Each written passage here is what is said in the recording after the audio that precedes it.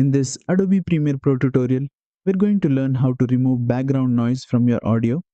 Background noise can include fan sounds, air conditioning hum, static hiss, or low ambient noise that makes your voice unclear. Let's begin. First, select the audio clip on your timeline.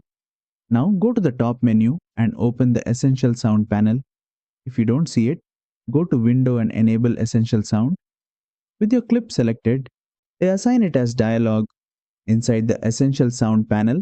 Once you select dialog, you'll see several audio enhancement options. Here, you can expand the repair section, enable the option called reduce noise. As soon as you enable it, Premiere automatically reduces background noise. You can adjust the reduce noise slider to control how strong the noise reduction should be. Start with a moderate value and increase gradually. Be careful not to push it too high because it can make the voice sound unnatural or robotic. Play your audio and adjust the sliders until the voice sounds clear and clean.